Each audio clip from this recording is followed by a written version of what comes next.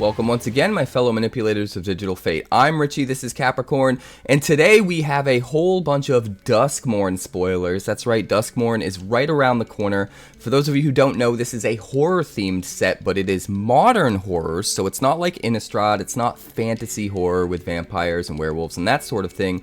This is more modern horror, so it's, think 80s slasher flicks, you know, chainsaws, Chucky dolls, that kind of stuff. Very, very cool theme for a set, and this is coming out the last week of September, so right in time for spooky season with Halloween right around the corner, so pretty excited about this one. This is the third video to come out of MagicCon Amsterdam with spoilers. If you didn't already catch my other two videos, we did another video for the Foundation set that was unveiled, which is sort of like a core set crossed with a jumpstart product, but it's in standard for 5 years, which is kind of crazy. We did a whole video on that, breaking that down and showing off the initial spoilers for that set, so if you're interested in hearing about that, I'm going to link that up above and down below. Also, we got a bunch of preemptive spoilers for Bloomburrow. Now, Bloomburrow spoiler season is right around the corner, it starts next week, but we got a handful of cards just to whet our appetite until it officially starts. And we did another video covering all of those cards, so if you're interested in that one, I'm also going to link that up above and down below. Check those videos out to get up to date. This video is about all of the crazy DuskMourn spoilers, and honestly, this set might be my most anticipated set that's announced so far. It just seems super cool. It's right up my alley. Even the mechanics seem on point, and I'm really excited about it. Before we dive in, make sure you like the video if you haven't already. It's you guys that are liking every video that has helped this channel to grow so quickly. Thank you so much to those that do it. If you haven't hit that like button, just hit the button. It takes 2 seconds. It's free, and it helps me so much, and I appreciate you. And if you're new, subscribe here so you never miss an upload. Tons of spoiler content on the way, tons of crazy deck techs. Get in on it. Now let's go over these cards. First up, we've got Nowhere to Run. This is the only uncommon, or common for that matter, that's been spoiled for this set so far, which I find kind of interesting. This is 1 black and 1 for an enchantment with flash. When it enters the battlefield, target creature an opponent controls gets -3/-3 until end of turn. So it's a permanent that can be played at instant speed for 2 mana and kill something with 3 toughness. Already pretty good. But then also, while it's on the battlefield, creatures your opponents control can be the target of spells and abilities as though they didn't have hexproof, and ward abilities of those creatures don't trigger. So not only does it shut down hexproof and ward just forever after it kills an initial thing, but it doesn't shut it down for you. It's not just everybody, it's just opponents, right? So you can still have hexproof and ward on your creatures and it'll function fine. I think this is awesome. Even if you don't need that second line of text there, and you don't need, you know, to get rid of hexproof or ward, being able to kill something at instant speed with a permanent like this, and then just have it on the board to sacrifice to other things later on, maybe a Braids, or maybe some kind of a bargain spell like that Bargain Tutor, Beseech the Mirror, stuff like that, seems really awesome. So I think there are a lot of subtle ways in which this card is really good, and I'm excited to see how deep we go with enchantments. It seems like we're going pretty deep with this set, so I almost feel like this card's going to be even better than what we think right now, because I'm sure there's a lot more enchantment synergies coming that we haven't seen yet. So pretty exciting, especially as an uncommon. Next up, we've got Overlord of the Hauntwoods. Now this is a card that we actually saw right at the beginning of the weekend, and I already put up a spoiler video detailing this card and one other card, but now we have official confirmation on the way that the mechanics work, so I just wanted to show it again real quick. This is a 6/5 enchantment creature avatar horror for 2 green and 3, and when it enters the battlefield or attacks, you create a tapped colorless land token named Everywhere that is every basic land type. So kind of like an expensive Topiary Stomper, except you don't have to search your deck for a land, and you can enable Domain really easily, and the body's bigger, and you get one every single time you attack, so there's extra value over the course of the game, unlike Topiary Stomper. But where it's especially like Topiary Stomper is it has this Impending 4 ability for 2 green and 1. And now we know exactly what that does. If you cast it for its impending cost, it enters with 4 time counters on it and is not a creature. It's just an enchantment until the last time counter is removed. And then at the beginning of your end step, you remove a time counter from it. So I was speculating earlier that you would remove a time counter on your upkeep. Removing one at your end step makes it a little bit better. That means it's going to turn into a creature just a little bit sooner. And what's cool too is because you remove the time counter during your end step, your first opportunity to use it as a creature is going to be defensively as a blocker, which is also a really interesting way to look at this. So is this maybe a Topiary Stomper replacement? Does it maybe belong in a deck that is very defense oriented? There's a lot of interesting ways I think this can be used, but I mean, making ramp every single turn and not having to fish for basics out of your deck to do it is huge, especially because a lot of the ramp decks are just running out of basics to get the triggers that they want. And that can sometimes be problematic, and you don't have to worry about that with a version of a ramp card that's like this. So I think it's really cool. Next up, we've got Enduring Tenacity. This is the other card that we already saw spoilered, that we already covered in our initial video at the beginning of the weekend. This is a 4/3 enchantment creature, Snake Glimmer for 2 black and 2. Whenever you gain life, target opponent loses that much life, and when Enduring Tenacity dies, if it was a creature, return it to the battlefield under its owner's control, and it's an enchantment that is no longer a creature. So this is kind of the opposite. The other card has the ability to enter as just an enchantment and eventually become a creature enchantment. This enters as a creature enchantment and then eventually comes back as just an enchantment. But a couple things I want to note is normally abilities like this on an enchantment are good because they're hard to get rid of, but they're bad because they don't impact the board state when you play them. So you have to really kind of commit a turn to not really doing much other than getting your static ability onto the field. This card solves both of those problems. Not only do you get a 4/3 body with your, gain life, make them lose life effect, which is going to be really powerful, you don't have the downsides of that. Normally, having a body attached to an ability like that has the downside that it's easier to remove, and that's a problem. But with this, if they remove it, it just comes back, and you keep the ability as an even harder to remove version of the card. So it's kind of the best of both worlds, honestly. It doesn't have any of the downsides of having a body attached, but it has all of the upsides of having a body attached, and they have to remove the thing twice to get rid of that ability. So I'm guessing that if there are any kind of life gain synergy decks in Standard that are relevant when this set releases, this card is going to be a huge part of those. It's just strictly better than other cards that have done similar things in the past, and I think it's really nuts. But we're going to move on to some more new cards here. Next up, we've got Chainsaw. This is 1 red and 1 for an artifact equipment, and when it enters, it deals 3 damage to up to 1 target creature. I'm loving these permanents that have removal just kind of tacked on when you play them. Reminds me a little bit of Legion Extruder, except it's 3 damage instead of 2. It also equips for 3. Whenever 1 or more creatures die, you put a rev counter on it, and then equipped creature gets +X/+0, where X is the number of rev counters on Chainsaw.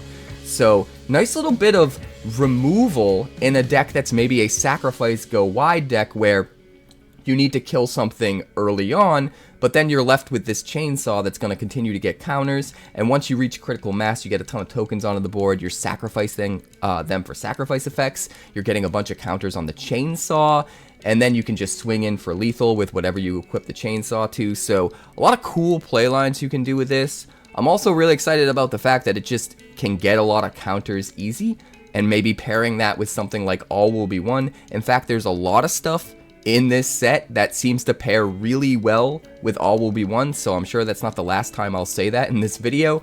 But Chainsaw here is especially good in a deck like that, so I just think this card is really fun. And then it has an alternate art version here where the alternate art card frame is actually really cool. It's almost like an old school like tube television, like what you would watch horror movies on back in the 80s, I was a little kid back in the 80s, so I vaguely remember some of that stuff, and it's really, really cool that they're, hinting at that with some of their art styles here. Just a very cool thematic set. Next up, we've got Leyline of Hope. This is 2 white and 2 for an enchantment. If it's in your opening hand, you may begin the game with it on the battlefield. Crazy that we're getting a new leyline cycle. This has to be part of a cycle, right? Can't be just a one-off. So, I mean, it could be, but I'm going to assume it's part of a cycle, and it's really crazy that we're getting new ley lines in 2024. That's just crazy to me. But, yeah, start with it on the battlefield. If you would gain life, you gain that much life +1, which is arguably better than some of the old ley lines. It seems like a lot of the older ley lines are very situational things that rely on what the opponent's doing. Maybe not all of them. But this one in particular allows you to sort of build around it in a way where you can get a lot of value off of this in combination with what you're trying to do, with what your deck's trying to accomplish. As long as you have at least 7 life more than your starting life total, creatures you control get +2/+2. So this just seems really good to me, right? You only need to cast 3 to 4 life spells instead of 7 to get to that extra 7 life because of the extra life that you're gaining on the static ability. So it's really easy to turn on this double Anthem, and when you take into account the fact that it can just be on the battlefield for free at the start of the game, that gets kind of wild. So I'm really excited to try to make this weird enchantment life gain deck when this set drops. It seems awesome. I feel like life gain decks are already pretty powerful in Standard right now and very underutilized, very underappreciated. I have one on the channel, and just seeing all of the support that life gain decks seem to be getting seems really awesome and really fun. So I'm excited to brew with this one. But next up, we've got Come Back Wrong. 1 black and 2 for a sorcery. You destroy target creature, and if a creature card is put into a graveyard this way, return it to the battlefield under your control, sacrifice it at the beginning of your next end step. So, if the creature doesn't have haste or an ETB ability, this is just strictly worse removal than a lot of other options you have. It's 3 mana, sorcery speed, destroys a creature, right? Doesn't exile it, and that's all you do. Like, if you're making a copy of a creature, but it doesn't have haste, and it can't swing, or it doesn't have an ETB ability, and then you immediately have to sacrifice that copy at the end of turn, you're not really getting any value off of it. That being said, there are some cool ways to use this. Even in Standard meta right now, you have things like Atraxa. If you kill an Atraxa with this, you get a copy, and even if you're not swinging with that Atraxa, you're able to, get the ETB ability, search the top X amount of cards, and find a bunch of cards to fill up your hand with, which is awesome. If you kill a Natali with this, you get a Natali trigger. So really cool sort of, maybe it's even meant to be sideboard tech against those kinds of decks to take care of big problematic threats that got you a bunch of value on ETB, so that you not only get rid of the threat, but then you get an equal amount of value to catch you up with your opponents. So this could be a really amazing sideboard card. Also really good against a haste creature, because you can just swing in with it. The one way that I think is most overlooked to get value out of this is if you're in some kind of a deck with something like a fling effect, where you destroy some really big creature, you get a copy of it, maybe it doesn't have haste and you can't swing with it, but now you can fling it at your opponent's head or at one of their other big creatures to kill it, so giving yourself some nice sacrifice fodder. In that way, it almost reminds me a little bit of a threaten effect. It's kind of like a threaten effect, where they have to lose the creature instead of get it back, but the creature doesn't automatically get haste like most threaten effects. So it is very different, but also similar. It's just a really cool card. I think this is going to be a really good sideboard card in particular, but I don't know if a 3 mana just kill a thing is good enough for a main deck.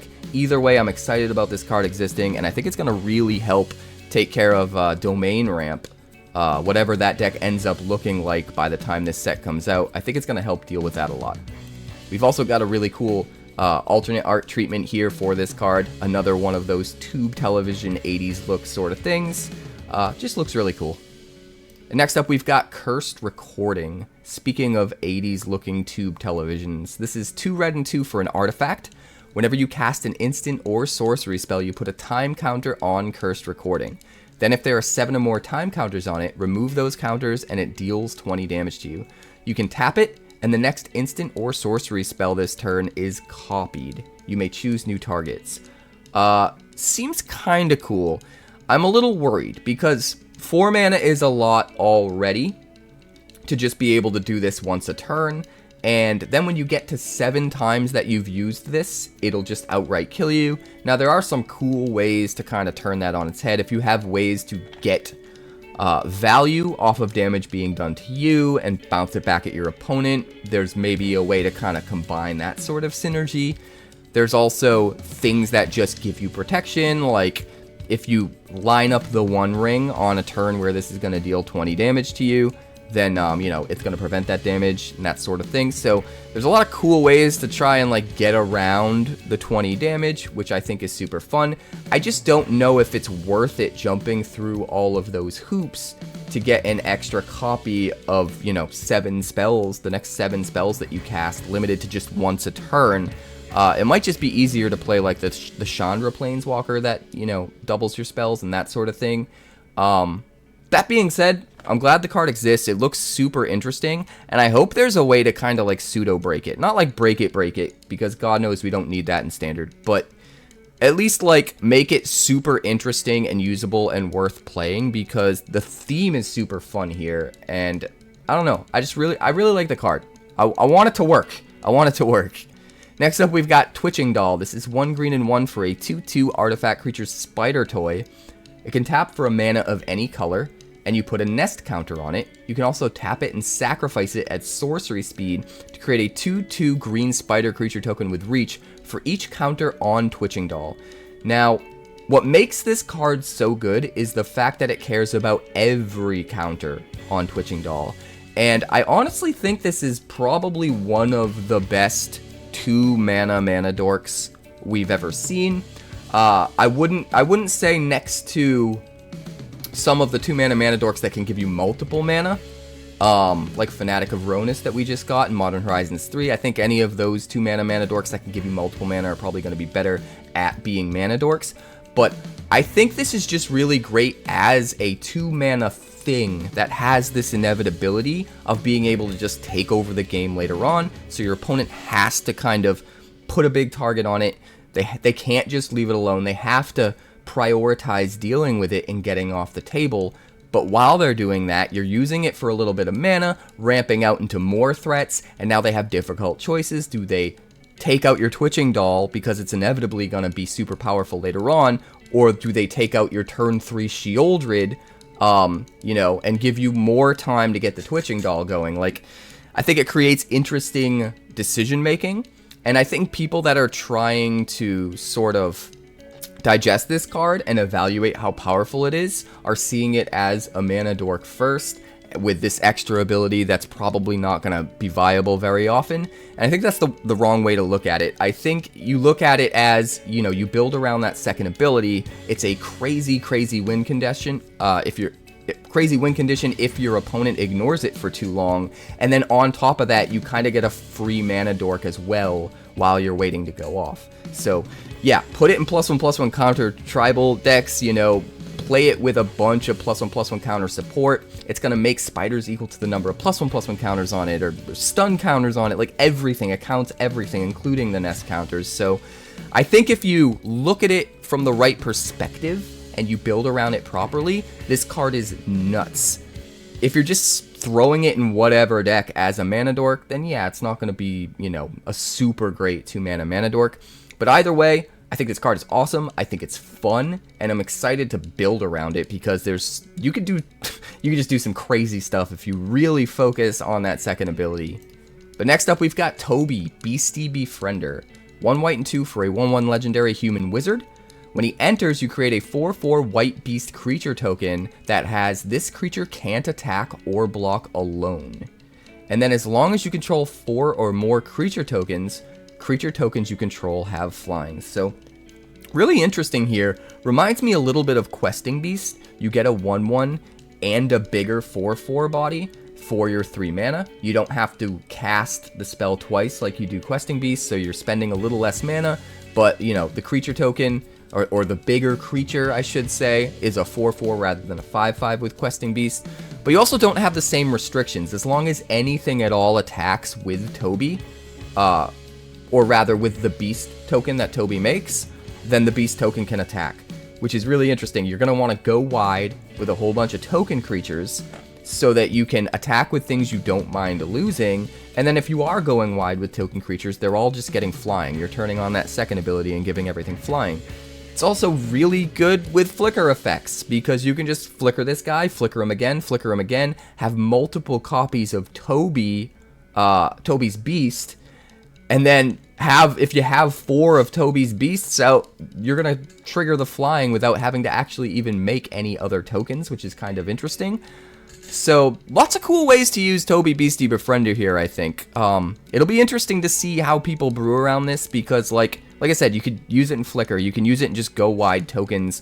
It seems like there's multiple ways you can get value off of this, but any way you slice it, 2 bodies with a total of 5/5 power and toughness for 3 mana, and then extra value tacked on, is pretty damn good. So, I really like this card. And even the alternate art looks pretty cool. It looks like an imaginary friend on his shoulder or whatever. Just a really cool card. I'm excited to see what people come up with. But next up, we've got Fear of Missing Out. And I kind of like the design of this. This is a 2/3 enchantment creature Nightmare for 1 red and 1. And when it enters, you discard a card and then draw a card. It's really important to note that you don't draw a card if you discarded a card, which means if you are out of gas, this is the last card in your hand, and you play it, you don't have to discard anything, you just draw. And that makes this card a little bit better than it otherwise would be, but then the main bread and butter of the card is it has Delirium. Whenever it attacks for the first time each turn, if there are 4 or more card types among cards in your graveyard, untap target creature. After this phase, there is an additional combat phase. So this might be one of the cheaper ways to get a recursive additional combat phase pretty much every turn.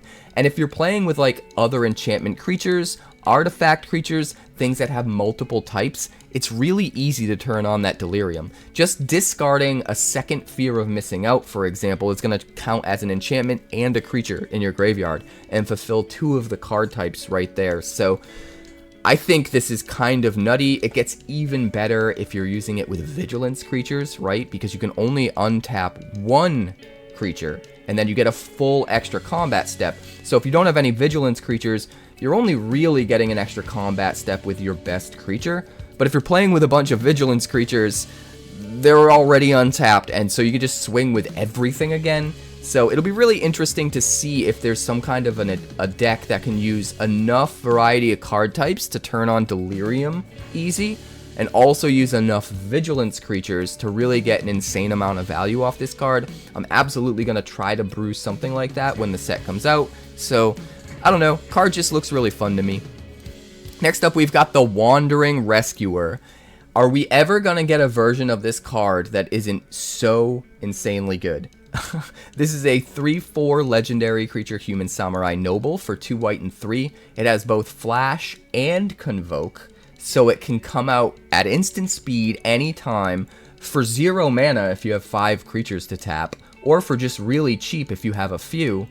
It also has double strike, because why not? And then other tapped creatures you control have hexproof. There's so much stuff you can do here. You can flash this in to protect your dudes from removal spells. You can convoke the guys that you want to protect so that they become tapped, so that when this enters the battlefield, they get the hexproof, which is awesome. So it's like your guys are kind of pulling double duty. They're protecting themselves and lowering the cost of the Wandering Rescuer by being tapped to this convoke ability. And then it just has double strikes, so like if you do it in the middle of combat, you're also potentially able to blow out your opponent. I totally see the possibility of your opponent swings in with everything, and then like you use a combat trick, and then they try to use a combat trick and kill your guy, and then in response you flash in the Wandering Rescuer. Tap everything, convoke it out, you could block with the Wandering Rescuer and kill something. Like, just a lot of crazy possible lines that you can line up with this card, and it just seems fun. It's fun, it's powerful, and it's very, very different than the Planeswalker that we got that was everywhere, you know, for the last couple years in Standards. So I'm really interested to see how good this is, but my gut instinct tells me this is going to be way better than people realize, especially with Boros Convoke. being a big deck right now. And I think this is going to see a lot of play. This might even be format defining, but knock on wood, it's a little too early to tell. We've got really cool alternate arts for it as well, so I mean, it just looks really stunning with the crazy foil alternate art treatment here. And then we have a new version of alternate art treatment for cards in this set that look amazing. This almost like fingerprint looking style that's black, white, and red. Just really awesome design, and I don't know, I just really love the look of this card. But we're going to move on to the next one. Doomsday Excruciator. A whopping 6 black mana. Tell people you want them to play mono black without telling them you want them to play mono black. This is a 6/6 flying demon for 6, and when it enters, if it was cast, each player exiles all but the bottom 6 cards of their library face down. At the beginning of your upkeep, you draw a card. This card is scary. I don't know if it's really good or really bad. Like, getting to draw an extra card every turn seems really good until you realize you only have 6 left in your deck. Are you going to deck yourself quicker than your opponent? That's the worry. That being said, maybe you play it against decks that are drawing a bunch of cards, and now they can't draw a bunch of cards. Really hard to say where this is gonna land. At the very least, it has a ton of potential though, right? It just seems very difficult to set up properly. If you have ways of putting things back into your library, then obviously this is a really good win condition that also is just drawing you extra cards every turn, which seems kind of nutty. If you have things that care about number of cards in exile, this can be really, really good as well. Just getting an insane amount of value because you have like almost 2 entire decks exiled with this guy. Just seems like there's an insane amount of potential, but it also needs just the right cards paired up with it to function well and to function efficiently and actually kill the opponent before you deck yourself. So I'm really interested to hear your thoughts in the comments about what exactly we should do with this card and how to brew around it. But even the alternate art looks pretty cool. It's like the reflection of the Doomsday Excruciator in someone's sunglasses, which is definitely a very cool, like, 80s horror movie vibe. So I dig it. If it was the original art, not the alternate art, I don't know how much I'd like it. But as an alternate art version, I think it's cool that they went this direction. And I don't know. The card just seems, like I said before, to have a ton of potential, but at the same time be very scary and very risky. I guess it's supposed to be scary, right? It's a horror set, but it'll be interesting to see what we can actually accomplish with this, and if there are any relevant decks that spring up around it. And the last card of today is Screaming Nemesis. 1 red and 2 for a 3/3 spirit with haste, which is already pretty okay, right? 3 mana for a 3/3 that swings in right away. Pretty aggressive, considerable for mono red decks, although might be a little slow for those kinds of decks. But we haven't got to the best part of the card yet. Whenever it is dealt damage, it deals that much damage to any other target, and if a player is dealt damage this way, they can't gain life for the rest of the game. So in a way, it's kind of unblockable.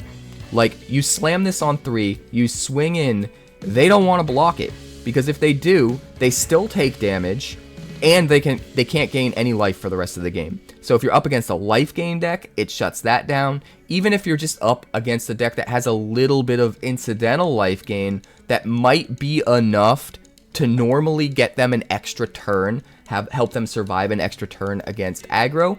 Now all of that goes away, and it could make your kill clock 1 turn quicker. Like, there's so many interesting variations of how this could work out for you. I think it's awesome. Like, you're gonna slam it, your opponent's not gonna want to block it. So what, is it just gonna get in for 3 every turn unblockable? And does that get even crazier if you start casting buff spells, the same buff spells that are all the rage right now in mono red decks, in prowess decks? Like, get this thing even bigger, eventually get it to a point where they kind of have to block, and then they take damage anyway. Maybe they don't even kill it, they can't gain life. It just seems like there's so many ways you could take advantage of this card and get close to breaking it if it's used just right, if it has the right kind of support behind it.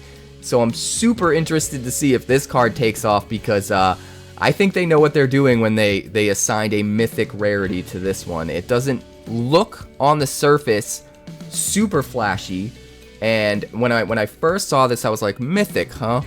But the more I thought about it, the more I started to realize, like, the potential for this card to just completely take away all of a deck's outs and make them dead to rights seems super, super interesting and super fun. So we'll see where it goes. Hopefully mono red with this in it doesn't take over everywhere and I get annoyed with the card, because I think it's pretty fun and I'm glad that it's coming. Even the alternate art looks pretty cool. We have all of those, you know, 80s tube television monitors in the background like we've seen in a lot of the arts, and it's just this spectral image. Just looks really, really awesome.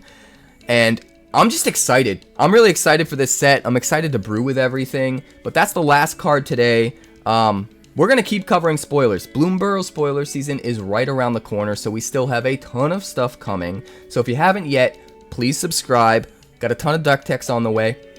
Make sure you like the video if you haven't already. It helps me out so much. Honestly, every single like, you wouldn't think your one like matters that much, but every single like contributes a significant amount to the algorithm and makes makes YouTube put this video in front of way more people. So if you could do me the favor, like the video, it helps me out a ton. I'm super appreciative.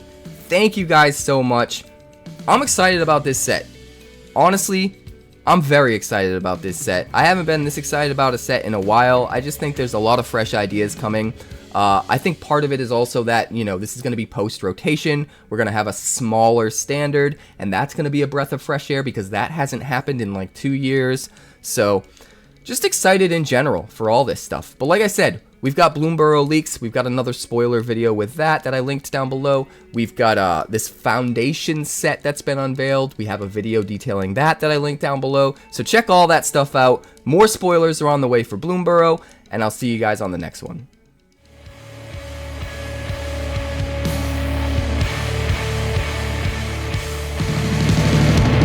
Thanks so much for checking out my channel. I'd like to give a huge shout out to all of my patrons over at Patreon.